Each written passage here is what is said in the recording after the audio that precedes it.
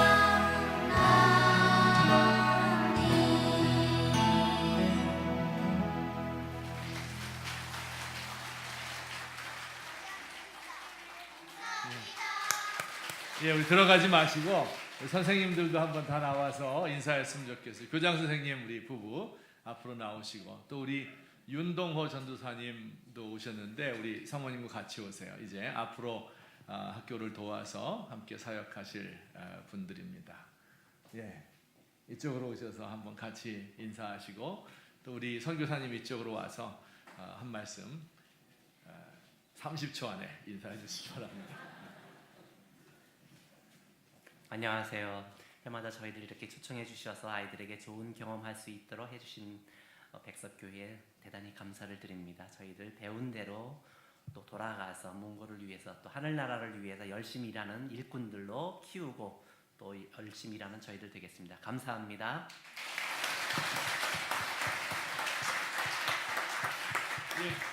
예, 애들 차렷 격리 한 번 더 하고 들어가세요. 격리. 그날 이스라엘 자손의 온 회중이 모세와 아론을 원망하여 이르되 너희가 여호와의 백성을 죽였도다 하고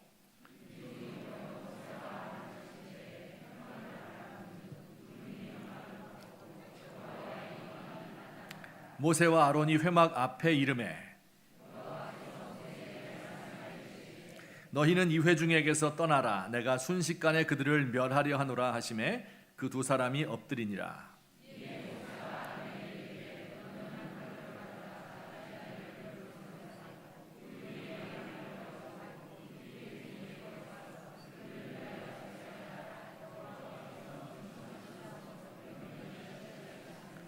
아론이 모세의 명령을 따라 향로를 가지고 회중에게로 달려간즉 백성 위에 연병이 백성 중에 연병이 시작되었는지라. 이에 백성을 위하여 속죄하고 아멘. 이스라엘 백성들이 광야에 있을 때입니다. 그 백성을 인도하던 인도자는 모세와 그의 형 아론이었고 그리고 수십만에서 약 200만 정도 되는 엄청난 백성들이 광야에 진을 치고 있었습니다. 그런데 그때 그들 가운데 반역 사건이 일어났습니다. 그 주동자는 고라라는 사람이었고 250명의 다른 지도자들을 모아서 모세와 아론을 대적하고 반역을 일으켰습니다. 하나님을 원망하고 모세와 아론을 대적했지요. 이집트에서 나온 지 오랜 세월이 지났는데 가나안 땅에 들어가지 못했기 때문에 고생이 막심했어요. 그래서 고생하던 그 백성들이 다 이들에게 동조해서 역시 하나님을 원망하고 모세를 대적했습니다. 하나님께서는 이들에게 징벌을 내리기로 했습니다. 그래서 그 주동자인 고라와 그의 가족들은 산채로 그 땅이 열려서 그리로 빠져들어가서 죽음을 당했습니다. 이 모습을 백성들이 보았으면 회개하고 하나님께 돌아와야 될 텐데 그렇지 않고 오히려 이들은 더 모세와 아론을 원망하고 하나님을 대적했습니다. 하나님께서 다시 이들 가운데 나타나셔서 이들을 순식간에 멸망시키겠다고 하셨죠. 그리고 바로 그 순간부터 백성들 사이에 전염병이 퍼지기 시작했습니다. 그 전염되는 속도가 아주 빠르고 치사율이 높아요. 갑자기 열이 나고 기침을 하고 얼굴이 검어지고 그리고 피를 토하며 죽기 시작하는 겁니다. 이 모습을 바라보고 그 지도자인 모세와 아론이 무슨 생각을 했겠습니까? 야, 너희들이 나를 대적하더니 꼴 좋다. 이런 고소한 마음을 가졌을까요? 그렇지 않았습니다. 모세는 아론에게 이야기를 했습니다. 너는 향로를 가지고 회중 가운데, 백성 가운데 들어가서 이들을 위하여 속죄의 향불을 하나님 앞에 올려드려라. 이렇게 명령을 했습니다. 이미 전염병이 퍼져서 수천 수만 명이 죽어가고 있는데 이 말을 들은 아론이 향로를 가지고 백성들 사이에, 전염병 도는 백성들 사이에 들어갔습니다. 그리고 오늘 48절에 보니까 이렇게 되어 있어요. 우리 같이 읽겠습니다. 시작. 죽은 자와 산 자 사이에 섰을 때에 연병이 그치니라. 죽은 자와 산 자 사이에 섰을 때 연병이 그쳤다. 무슨 뜻일까요? 이미 전염병으로 죽어있는 시체가 막 쌓여 있겠죠. 그리고 아직 전염병이 옮겨붙지 않은 산 사람이 있을 겁니다. 그들 사이에 서 있었다. 그런 뜻입니다. 우리 한번 머릿속으로 그림을 그려보면 좋겠습니다. 자, 수십만 명이 광야에서 야영을 하고 있습니다. 그런데 저 북쪽에서부터 전염병이 일어나서 점차로 퍼져서 내려오고 있는 겁니다. 전염병이 옮겨오는 모습이 마치 어두운 죽음의 그림자가 그 백성들의 진영을 덮으면서 오는 것처럼 보입니다. 그리고 그 죽음의 그림자 배후에는 죽음의 천사가 무서운 모습으로 서 있습니다. 이 아론이 향로를 들고 그 죽음의 그림자가 아직 살아있는 사람들에게 접근하는 바로 그 경계선에 섰습니다. 그 죽음의 그림자를 막고 선 것이지요. 그 배후에 있는 무서운 모습을 한 죽음의 천사 앞에 선 것이지요. 그리고 이렇게 말하는 것 같아요. 성경에 그 대화는 안 나왔지만 죽음의 천사요, 지금 이 백성을 다 죽이시렵니까? 이 백성을 다 죽이시려거든 우선 나부터 밟고 지나가십시오. 그는 지금 온 몸으로 이 죽음의 천사와 전염병을 막아서고 있는 것입니다. 자칫하면 그 죽음의 천사가 아론을 덮치게 되면 전염병이 옮겨 붙어서 그도 얼굴이 검어지고 피를 토하며 죽게 될 것입니다. 그러나 그는 죽음을 무릅쓰고 죽음의 천사와 맞서고 있습니다. 이런 아론의 모습에 대해서 하나님은 어떻게 생각하셨을까요? 그 진노를 거두셨습니다. 그리고 죽음의 천사는 물러가고 전염병이 더 이상 이스라엘 백성들을 괴롭히지 않았다 하는 이야기가 오늘 우리가 읽은 말씀의 내용입니다. 제가 오늘 우리 교회 창립일에 이 말씀을 드리는 이유가 있습니다. 오늘 이 사건은요, 단순한 사건이 아니고요, 이것은 우리 교회, 이 교회의 본질을 보여주는 매우 중요한 말씀이기 때문에 그렇습니다. 무슨 뜻일까요? 교회는 마치 이렇게 죽은 자와 산 자 사이에 있는 존재입니다. 아론이 죽음의 사자를 온몸으로 맡고 있는 것처럼 교회는 이 세상을 감싸고 있는 이 죽음의 기운을 온몸으로 맡고 있는 존재입니다. 아론으로부터 시작해서 생명의 기운이 다시 소생하게 된 것처럼 교회는 이 죽어가는 세상에 생명의 기운을 불러일으키는 존재입니다. 교회는 이렇게 죽은 자와 산 자 사이에 서서 하나님과 세상 사이를 화해시키는 중재자의 역할을 하는 것이 바로 교회입니다. 하나님과 세상 사이의 중재자, 이게 무슨 뜻일까요? 우리가 어떻게 하나님과 세상 사이의 중재자가 될 수 있단 말입니까? 두 가지로 살펴보도록 하겠습니다. 특별히 오늘날과 같이 세상이 어지럽고 혼란스러울 때, 민주주의와 정의가 무너지고 지도자가 길을 잃고 국론은 분열되고 국민들이 실망하고 상처를 입었을 때 교회가 해야 될 일이 무엇인가 하는 것을 제가 한 주간 동안 깊이 생각하며 이 말씀을 준비했습니다. 우선 첫째로 하나님과 세상 사이의 중재자가 된다는 말이 무슨 뜻일까요? 우리 교회는요, 세상을 위하여 하나님께 기도드림으로써 하나님과 세상 사이의 중재자가 될 수 있습니다. 우리 성경 말씀 디모데전서에 보면 이런 말씀이 있습니다. 우리 같이 읽겠습니다. 시작.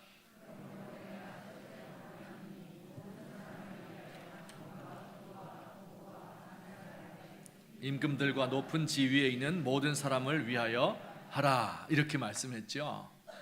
여러분, 이 말씀이 성경의 명령이고요, 이 명령을 따라서 초대교회에서부터 모든 교회는 지구상에 있는 어떤 교회든지 세상을 위해서 늘 기도해 왔습니다.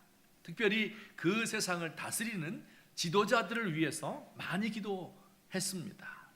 우리나라의 복음 전파된 이후도 똑같습니다. 우리나라 교회도 그에 동참을 했어요. 우리 민족 교회의 위대한 스승 가운데 길선주 목사님이란 분이 계십니다. 그는 원래 평양에 살던 분이었는데 선교사님의 전도를 받고 신앙이 성장을 하고 교회 장로가 되었어요. 장대현 교회라는 교회의 장로였습니다. 1905년 을사조약이 맺어져서 외교권이 일본으로 넘어갔죠. 조금 후에 정미칠조약, 또 한일합방 등을 통해서 이제 완전히 나라를 빼앗기게 되는 이러한 위기의 상황이었습니다. 1906년 가을, 이 길선주 장로는 홀로 새벽에 나와서 교회에서 기도를 하기 시작했습니다. 디모데전서의 이 말씀을 의지하여 국가를 위하여 기도하기 시작한 것입니다. 얼마 후에 그 교회에 박칠옥 장로라는 분이 계셨는데 그분이 거기에 가세했습니다. 그리고 한 달 뒤에는 당회에서 결의를 했어요. 우리 온 교회가 매일 새벽 기도를 드립시다. 이렇게 해서 공식적으로 새벽 기도회가 장대현 교회에서부터 시작되었는데 이것이 새벽 기도회의 효시입니다. 이 새벽 기도회는 왜 시작했어요? 국가와 민족을 위해서 기도하기 위해서 시작된 것입니다. 오늘날 많이 타락을 해서 자기만 기도하고 이제 집에 가는데 그것이 아니에요. 국가와 민족을 위해서 기도하기 위하여 새벽 기도가 시작되었습니다. 이 새벽 기도를 통해서 어떤 일이 일어났습니까? 1907년 대부흥운동의 불쏘시개가 되었고 1910년 백만인 구령운동의 기초가 되었습니다. 여러분, 그때 나라는 이미 기울어져 가고 있었고 일제에게 국권을 빼앗겨서 백성들이 더 이상 살기 힘든 나라가 되었는데 이 소망이 없던 나라에 새벽 기도회를 통해서 새로운 부흥의 불길이 일어나고 새로운 소망이 모든 민족 가운데 흘러넘치게 된 것입니다. 이것이 우리 조국교회가 또 세계에 있는 모든 교회들이 세상을 위하여, 나라와 민족을 위하여, 그리고 지도자들을 위하여 기도하게 된 그 명령이고, 그리고 그렇게 우리가 살아왔던 것입니다. 길선주 장로는 이 무너진 나라를 다시 세울 수 있는 길은 오직 기도밖에 없다고 믿었습니다. 그래서 교회가 세상을 위하여 할 수 있는 가장 기묘하고 우선적인 일은 바로 기도하는 일입니다. 우리 사랑하는 모든 성도님들도 이 세상을 바라보며 우리 국가와 민족을 생각하며 날마다 기도에 힘쓰는 저와 여러분 되시기를 예수님의 이름으로 부탁합니다. 아마 여러분 이렇게 생각할 수도 있을 거예요. 아니, 기도하라고? 좋지. 이 교회에 나오면 맨날 기도하라고 말하더라. 이거 뭐 세상 이렇게 어렵고 복잡한데 이거 참여하지도 않고 뒷짐지고 배후에서 기도나 하라고? 교회는 늘 그런 모양인가? 이렇게 질문하는 분들이 있을지 모르겠습니다. 제가 답을 드릴게요. 다윗의 예를 제가 설명드리겠습니다. 다윗이라는 왕에 대해서 여러분 많이 들어보셨죠? 이때 모세와 아론이 산자와 죽은 자 사이에 있을 그때부터 400년 지난 후에 이스라엘 백성의 왕이 다윗이었습니다. 그는 위대한 왕이었는데 그의 말년에 그만 하나님께 죄를 지었습니다. 나라가 부강해지고 평안하니까 그의 마음에 교만이 싹트게 되었어요.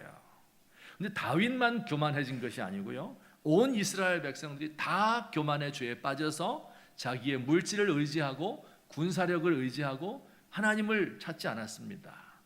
그래서 하나님께서 이들에게 경고를 보내고 징벌하기로 마음을 먹었어요. 어떤 방법으로 백성들을 징벌하실까요? 400년 전에 했던 바로 똑같은 방법이에요. 역병이 돌게 해서 이스라엘 백성들을 징벌한 것입니다. 과거 모세 때에 광야에서 원망하고 반역하던 백성들을 죽게 만든 그 전염병이 400년 지났을 때 또다시 이스라엘 백성들에게 몰아닥치게 된 것입니다. 다윗은 그 전염병이 예루살렘으로 덮치는 것을 보았습니다. 그도 죽음의 천사를 보았습니다. 그리고 그는 그 앞에서 이렇게 기도했대요. 우리 사무엘하 24장 17절인데 위대한 기도입니다. 우리 같이 읽겠습니다. 시작.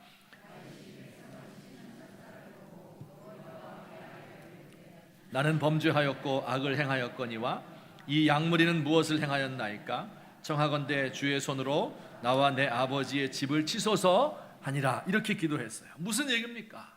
예루살렘을 치는 이 천사를 보고 그 앞을 가로막고 선 거예요. 이 백성을 치시려거든 나부터 치십시오. 내가 죄를 지었고 내가 악을 행했습니다. 이 백성들에게는 아무런 죄도 없습니다. 죄 있어요, 없어요? 있습니다. 그들도 똑같이 교만했거든요. 그런데 다윗은 주의 손으로 나와 내 집을 치시고 이 백성들은 용서해 주십시오. 이렇게 기도를 했습니다. 저는 이 기도를 읽은 후에 이것을 늘 제 마음에 두고 있습니다. 물론 이런 기도를 드리는 날이 오지 않아야 될 줄로 알아요. 하지만 일생에 한두 번 우리 모두의 죄악 때문에 징벌을 받게 되었을 때 제가 이렇게 과연 기도할 수 있을까 늘 생각하며 염두에 두고 있습니다. 저는 이스라엘 백성들이 참 부러워요. 그들이 똑똑해서 노벨상 많이 받아서 그런 것이 아니고요, 전 세계 금융을 지배하고 있기 때문에 또 아닙니다.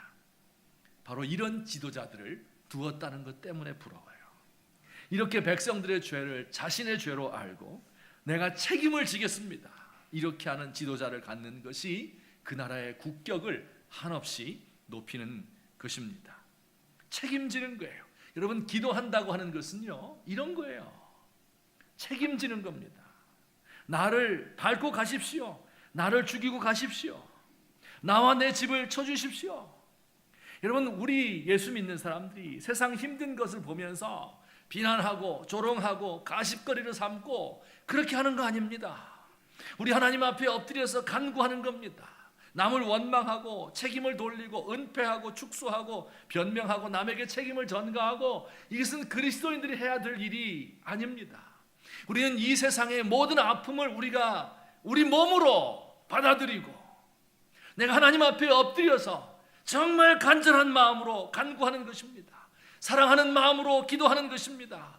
우리 민족의 미래를 정말 염려하면서 안타까운 마음으로, 사랑하는 마음으로 간구하며 회개하며 자책하며 책임을 지는 기도를 드리고 이 일을 위해서 나의 삶을 바치는 것, 이것이 진정한 기도, 진정으로 나라를 위하는 기도, 이 나라 민족과 하나님 사이를 중재시키는 기도인 것을 믿으시기를 주의 이름으로 축원합니다. 두 번째 한 가지 더 말씀드리겠습니다. 하나님과 세상 사이의 중재자가 된다고 하는 것은 하나님이 원하시는 의를 행함으로 비로소 중재자가 될 수 있습니다. 아마 우리 자매님들, 여성 성도들은 이런 경험 한 번쯤 다 있으실 거예요. 잘 들어보세요. 이런 경험이요. 지금 한겨울의 명동거리예요. 성탄절이 다가왔습니다. 인파가 엄청나게 몰려다닙니다. 수많은 사람들이 저마다 멋진 옷을 입고 떠들고 웃으며 거리를 가득 메우고 있습니다. 크리스마스 캐롤 소리가 온 명동에 퍼지고요. 구세군 자선 남비가 땡그랑 종을 치면서 메리 크리스마스를 외칩니다. 지금 상상하고 계시죠? 머릿속으로 그리시는 거예요. 자, 그때 저만치에서 한 남자가 걸어오고 있습니다. 그가 나를 보고 환하게 웃으며 검은 장갑 낀 손을 흔듭니다. 그때 갑자기 이상한 현상이 일어났어요. 그 많은 사람들, 그 수만 명의 인파가 말이에요, 모두 정지된 흑백 사진으로 바뀌는 거예요. 그리고 그 남자만 칼라로 살아서 움직이는 겁니다. 다른 모든 소리는 배경의 소음으로 변하고 내 귀에 또렷이 들리는 것은 오직 그가 나를 부르는 소리입니다. 이런 체험 다 하셨죠? 안 하셨? 권사님들은 하셨죠? 예, 하셨답니다. 할렐루야. 예. 생각나지 않는 분을 위해서 다시 하나 다른 예를 드릴게요. 성탄절 2부가 되었습니다. 그때는 주일학교에서 이 노래극을 준비해서 부모님들 앞에서 공연을 합니다. 아기를 낳은 마리아와 요셉이 등장을 하고 천사들이 날개 옷을 입고 노래를 부르고 동방박사 세 사람이 예물을 바치며 아기 예수에게 절을 합니다. 그런데 아무리 기다려도 우리 아이가 등장을 하지 않는 거예요. 얘가 어디 있을까? 눈을 씻고 자세히 보니까 헤롯 왕 옆에서 창을 들고 있는 군병 이, 그게 우리 아이예요. 자, 그런데 이때부터 무슨 현상이 벌어져요? 그 노래극의 주인공은 바로 헤롯 왕의 군병 이입니다. 모든 것이 군병 이를 중심으로 돌아갑니다. 군병 이가 하는 별것 아닌 그 동작들이 엄청난 의미로 나에게 다가오는 거예요. 군병 이가 퇴장하고 나니까 그 연극이 시들해졌어요. 나는 지루해서 하품을 하면서 시계를 보기 시작했습니다. 이건 이해하시겠죠? 이런 경험이 있으시죠? 예, 맞습니다. 예. 자, 그렇다면 하나님은 어떨까요? 하나님이 하늘에서 세상을 내려다 보실 때 어떤 사람을 중심으로 세상을 보실까요? 어떤 사람은 컬러풀하게 움직이는 사람으로 보이고 어떤 사람은 흑백 사진 배경이 될까요? 어떤 사람의 목소리는 또렷이 들리고 어떤 사람 목소리는 배경의 소음일 뿐일까요? 하나님께서는 어떤 사람을 그 연극의 주인공으로 보고 계실까요? 부드럽고 화려한 옷을 입은 아름다운 선남 선녀들일까요? 그런 사람들은 헤롯의 왕궁에 가면 찾을 수 있는데 하나님은 그들에게 별 관심이 없대요. 높은 자리에서 사람들을 다스리고 주장하고 허세를 부리는 사람들입니까? 세상 사람들은 그들에게 관심을 두고 매스컴은 집중할지 모르지만 하나님은 거기에 포커스를 맞추지 않습니다. 고상한 논조로 역사와 철학을 논하고 문학과 예술을 이야기하는 학자들일까요? 하나님은 그들이 주장하는 궤변에 현혹되지 않는 분입니다. 그럼 큰 교회 목사들, 엄청난 일을 이룬 선교사님들을 우리 하나님께서 기뻐 받으실까요? 그럴지도 모르죠. 하지만 많은 경우에 그들은 자신들의 상을 이미 받았습니다. 하나님께서 가장 관심 있어 하시는 분이 누구일까요? 그건 바로 이 땅에서 의를 행하는 하나님의 사람입니다. 특별히 옳은 일을 하다가 손해를 보고 따돌림 받고 쫓겨나고 감옥에 갇히고 여러 해 마음고생에 눈이 푹 들어가고 머리카락이 빠지고 위장병 관절염에 걸리고 공황장애에 걸리고 늙고 병들고 죽어가는 사람들, 이 땅에서는 아무도 그에게 관심을 갖지 않는 그런 사람들인데 하나님께서는 그런 사람들을 소중히 여기시는 거예요. 이런 사람들을 중심으로 역사가 돌아가고 있는 겁니다. 이 사람들이 하는 그 행동이 하찮은 행동 같지만 하나님께는 가장 큰 의미를 지니고 있고요, 이들이 속삭이는 이들의 신음소리가 하나님께는 가장 또렷하게 들리는 법입니다. 이런 의인들이 존재할 때 하나님은 그들을 보시고 이 땅을 멸망시키지 않습니다. 소돔과 고모라가 멸망당한 것이 바로 이런 의인 10사람이 없기 때문이고 예루살렘이 바벨론에 유린당한 것이 바로 이런 의인 한 사람이 없기 때문이었습니다. 의로운 사람 요셉 한 사람 때문에 야곱의 가족 70명뿐 아니라 온 이집트가 구원을 받았고, 하나님의 충성스러운 종 모세와 아론 때문에 광야 이스라엘 백성이 몰살을 면하였고, 하나님의 위대한 종 다윗 한 사람의 자기를 내던지는 이 의로운 사람의 기도 덕분에 온 이스라엘 백성이 죽음의 화를 면한 것입니다. 여러분, 교회라는 것은 바로 세상에서 그런 존재입니다. 하나님께서 세상을 보실 때 하나님의 교회, 의를 행하는 성도들을 보고 세상을 다스리고 계십니다.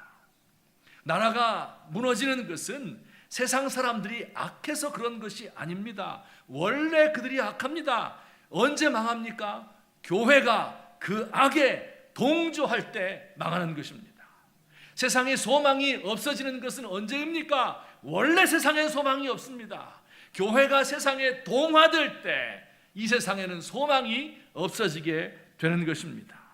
교회가 의를 행하고 성도들이 의를 행하다가 박해를 당하게 될 때 온 세상은 그 사람 때문에 구원을 받게 되는 것, 이것이 성경의 진리입니다. 결론적으로 구약성경 에스겔서의 말씀 한 구절 보고 마치도록 하겠습니다. 좀 긴 이야기이기 때문에 제가 요약해서 간단히 설명드리겠습니다. 하나님이 하늘에서 이 땅을 내려보고 계셨대요.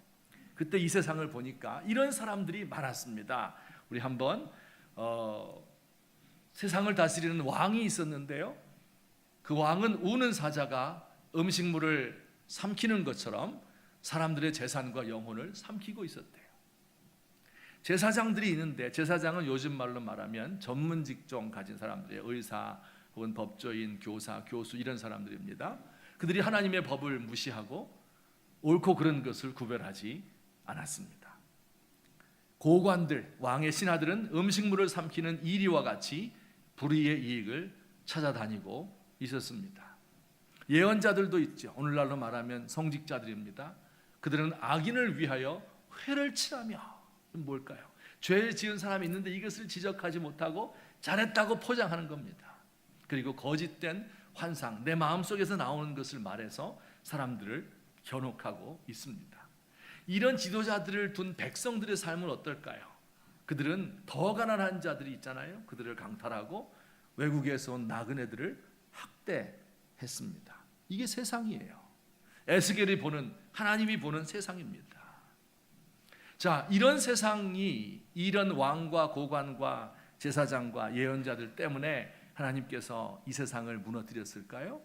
그렇지 않습니다. 해답은 그 다음 절 에스겔서 22장 30절과 31절에 있습니다. 우리 다 같이 읽겠습니다. 시작.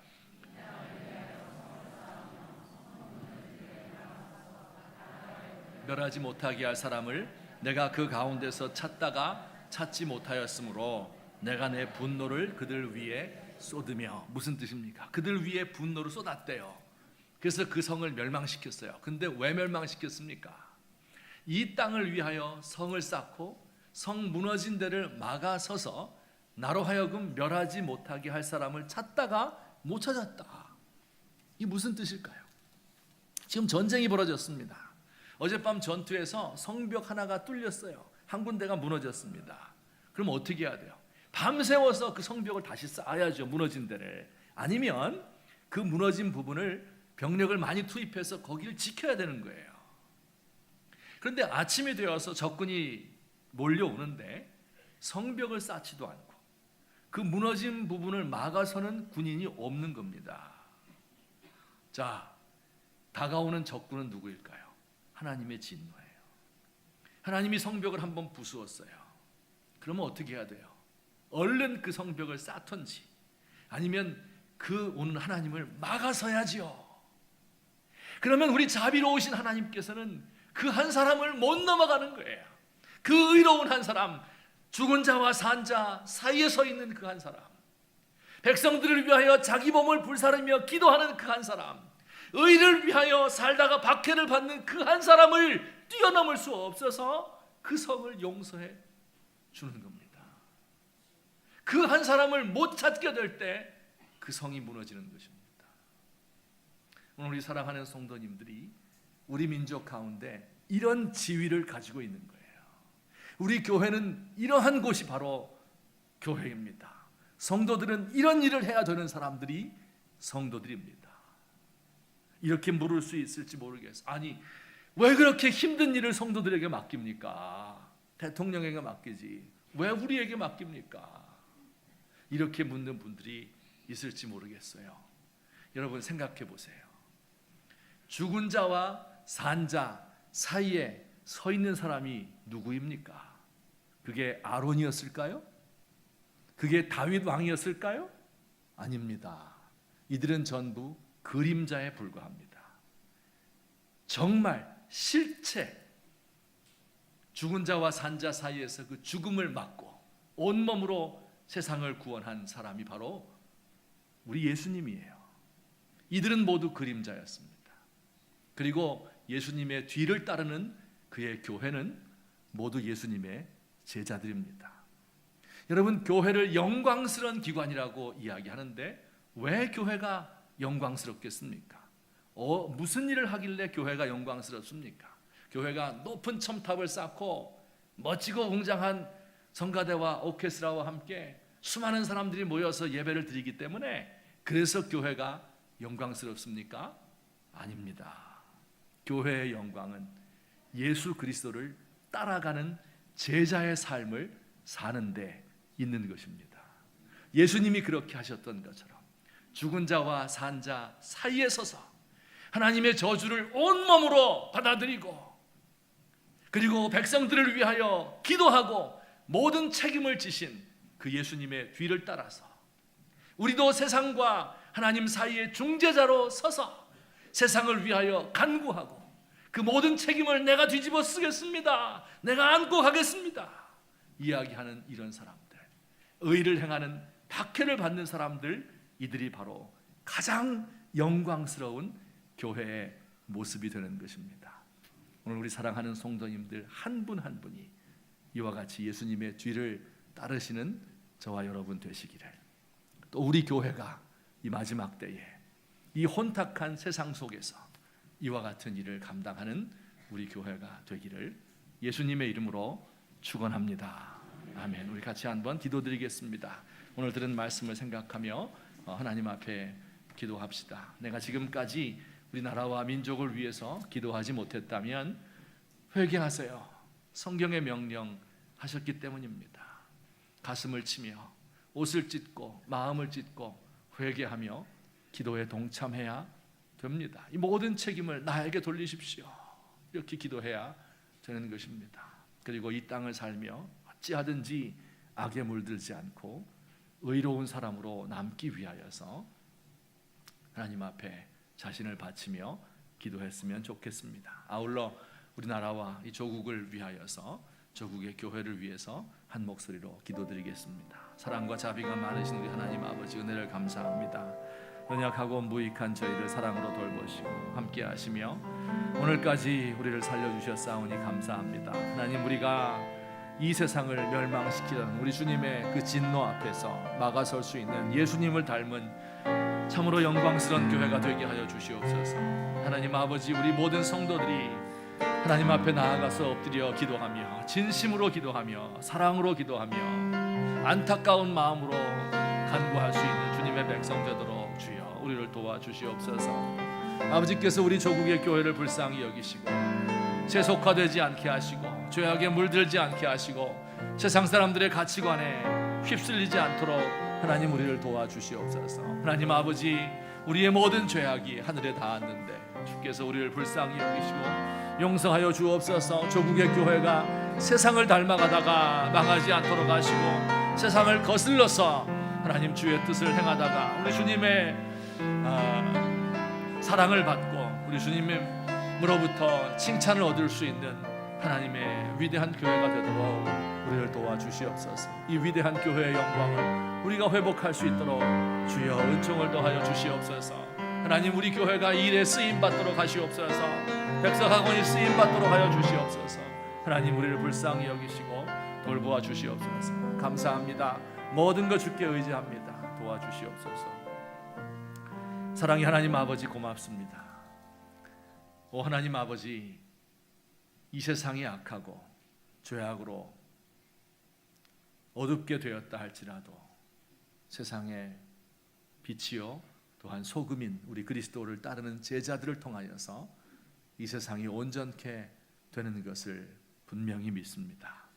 죽은 자와 산 자 사이에 서서 우리 주님 주의 뜻대로 백성들을 위하여 간구하며 책임지고 의를 행하는 주님의 귀한 사람들 되도록 우리 교회를 주께서 사용하여 주옵소서.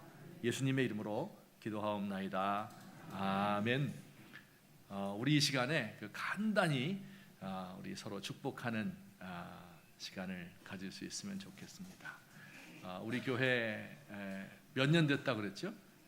지금 35년 됐습니다. 70년에 딱 반이 지났는데 지난 35년 동안도 우리를 사랑으로 이끄시고 도우신 우리 하나님께 늘 감사하지요. 근데 이제 설립 주일에 제일 우리가 고마움을 표해야 될 분이 우리 설립자 목사님이십니다. 이제 우리 교회를 세워 주셨어요. 감사합니까?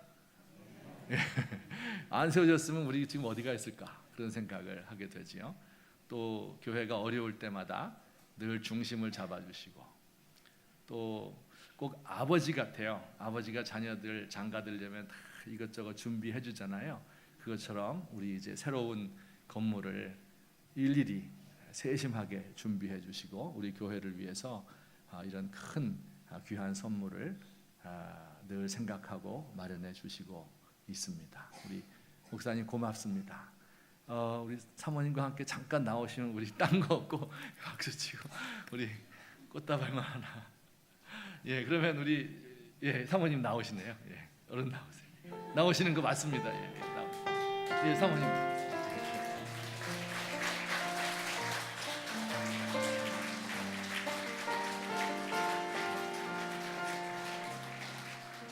예, 우리 교회에서 딴 거 준비한 거 하나도 없고요. 꽃다발 하나만 준비했습니다. 자, 우리 고맙습니다. 감사합니다.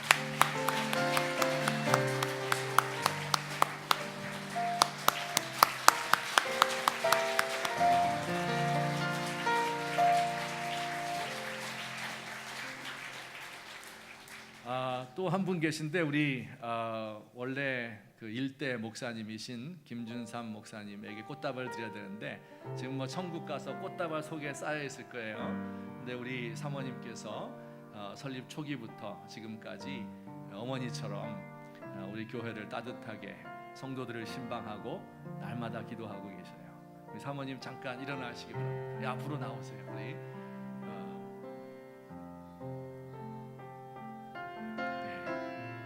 우리 사모님이야말로 그 명동 한복판에서 목사님을 딱 보고 금방 알아보실 분인데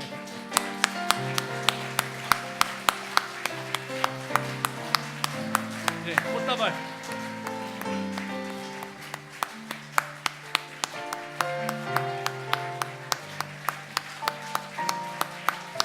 감사합니다. 또 우리 한 분 계신데 우리 처음 우리 교회 설립하시고 우리 이석근 장로님 이제 선임 장로로 여러 해 동안 수고를 하시고 이제 은퇴를 하셨는데 우리 권사님도 같이 나오세요. 우리 교회를 위해서 늘 수고하시고 새벽마다 한 번도 안 빠지고 기도하시는 분입니다. 그 기도 덕분에 우리가 이렇게 살고 있는 거예요. 고마움을 우리 박수로 표할 수 있으면 좋겠습니다.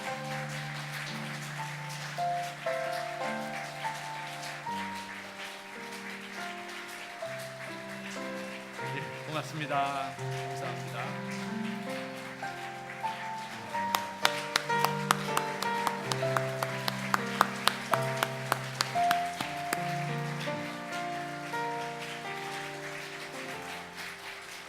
네, 지금까지 35년을 지나오면서 수많은 분들이 교회를 위해서 수고를 하고 눈물을 흘리고 땀을 흘리고 또 수많은 고생했습니다.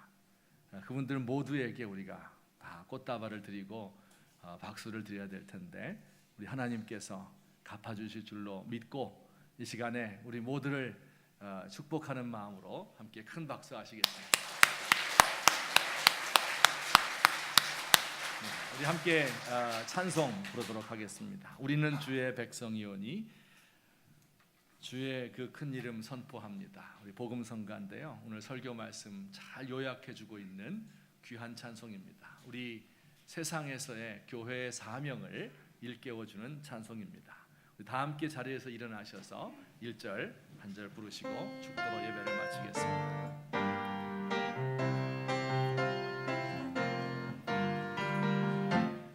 우리는 주의 백성이오니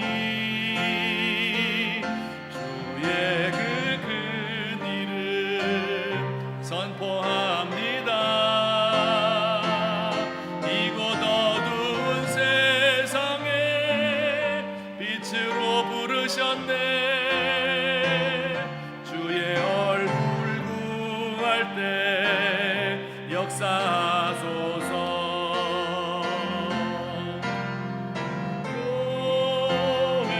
교회를 세우시고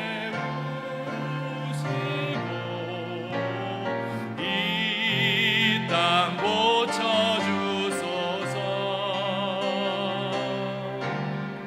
주님 나라 임하시고 주 뜻 이루어지이다.